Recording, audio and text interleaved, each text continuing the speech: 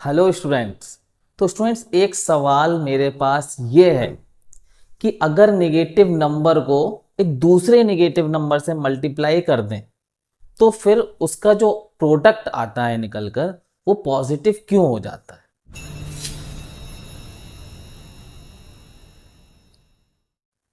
आपने देखा होगा अपनी क्लास में आपको ये सिखाया गया कि अगर एक नेगेटिव नंबर को एक दूसरे नेगेटिव नंबर से हम मल्टीप्लाई करें तो हमारा जो आंसर आ रहा है वो पॉजिटिव हो जाए।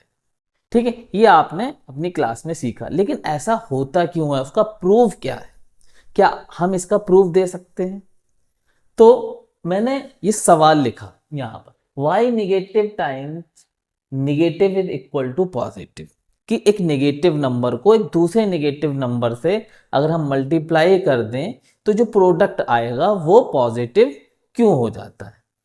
अब बात को समझने के लिए कई तरीके हैं, बहुत सारी फिलॉसफीज हैं, बहुत सारे तरीके हैं, लेकिन हम एक सिंपल मेथड से समझते हैं कि ऐसा क्यों होता है। चलिए आइए स्टूडेंट्स, अगर हम 3 into 2 करें, ये भी पॉजिटिव ये भी पॉजिटिव। अब ये तो आपको पता है कि पॉजिटिव पॉजिटिव जब मल्टीप्लाई करेंगे तो आंसर आपका कैसा आएगा, पॉजिटिव ही आएगा। 2 3 6, ये बिल्कुल सिंपल है। ठीक है, कितना क्लियर हुआ? अब स्टूडेंट्स यहां पर मैं ये कहूं कि -3 into 2, अब एक नंबर हमारा हो गया निगेटिव और एक नंबर हो गया हमारा पॉजिटिव। अब इसका आंसर क्या बने?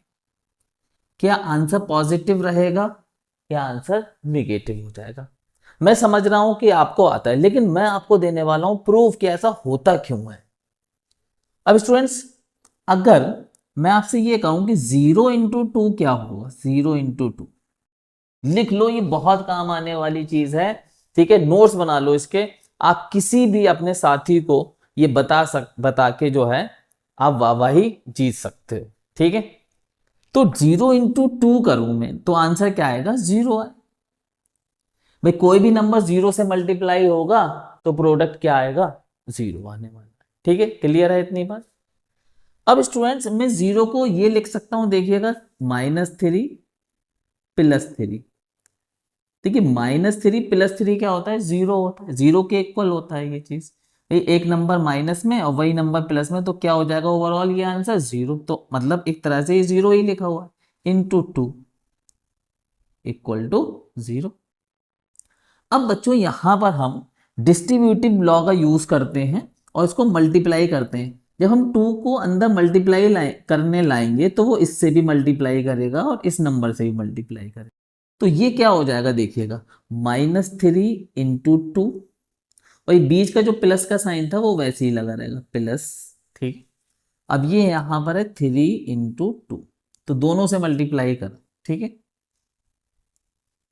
अब स्टूडेंट्स यहां से आपको पता है कि 3 × 2 क्या होता है, 6 होता है, और यहां क्या हो रहा है, ये वाला पार्ट क्या है, सेम यही है। ठीक है, तो -3 × 2 प्लस ये आंसर आपको कहां से मिला, यहां से मिल गया, कितना हो गया, 6 = 0। अब स्टूडेंट्स अगर हम बोथ साइड, क्योंकि एक इक्वेशन है, बोथ साइड किसी इक्वेशन में किसी भी एक नंबर को जोड़ दें या किसी भी एक नंबर को अगर हम घटा दें, ठीक है, बोथ साइड, तो इक्वलिटी पे कोई फर्क नहीं पड़ता है।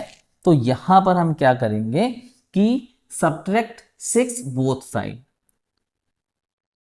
Subtract 6 both side.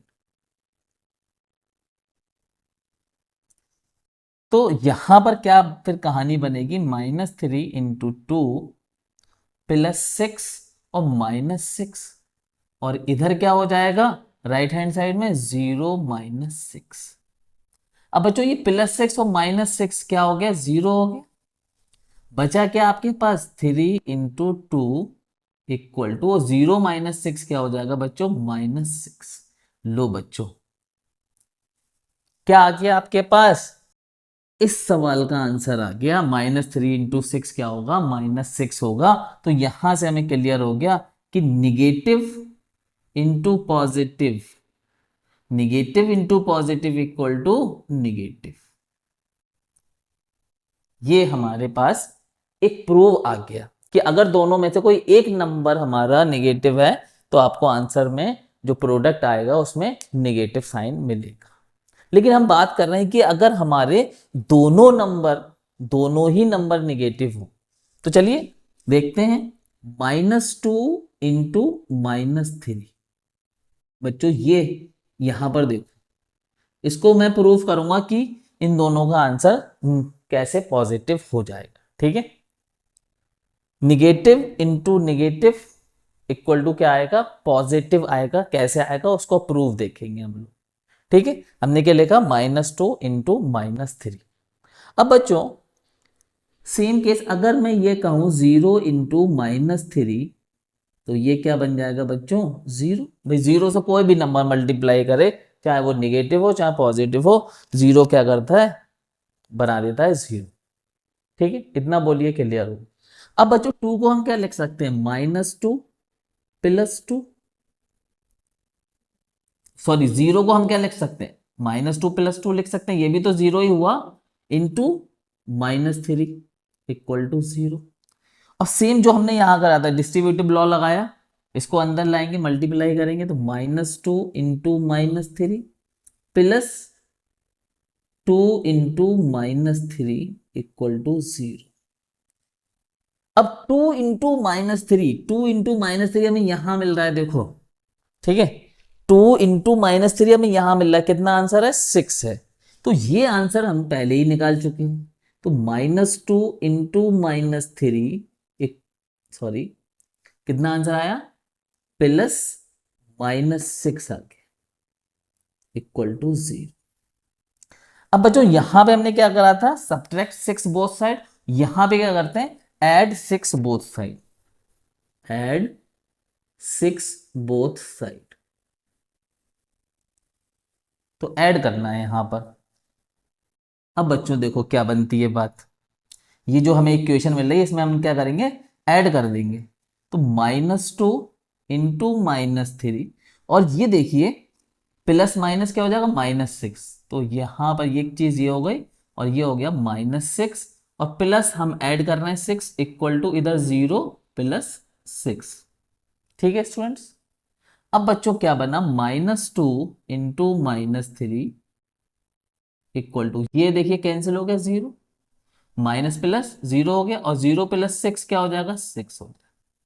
तो बच्चों क्या आया हमारे पास, निगेटिव निगेटिव का मल्टीप्लीकेशन हुआ और क्या आया हमारे पास, पॉजिटिव आंसर आया। ठीक है, तो यहां से ये प्रूफ हो जाता है कि negative into negative equal to क्या होता है, पॉजिटिव होता है। और जो हमने सवाल यहां लिखा था कि वाई ऐसा क्यों होता है, तो क्यों सीरीज चल रही है हमारी, इसमें हम क्यों पर ही बात कर रहे हैं। इससे पहले वाली वीडियो में भी हमने क्यों पर बात की थी, और उससे पहले वाली वीडियो पर भी हम क्यों को लेकर आए थे, जहां पर हमने कुछ सवाल उठाए थे, उन्हें क्लियर करा था। तो अगर आपने ये क्यों सीरीज की वीडियोस नहीं देखी हैं, डिस्क्रिप्शन में लिंक दिया हुआ है, वहां जाके देख सकते हैं। ठीक है, तो यहां पर प्रूव्ड हो गया कि negative into negative equal to positive क्यों होता है। ठीक है, और आप इसको लिख लीजिए, बहुत काम आने वाली चीज है। ठीक है, तो आई होप कि, मैं उम्मीद ये कर रहा हूं कि आपको ये वीडियो बहुत अच्छा लगा हो। ठीक है, आपको बातें समझ में आई हो। मिलेंगे एक नेक्स्ट वीडियो में क्यों के साथ, तब तक देखते रहिए जायफा क्लासेस की वीडियोस।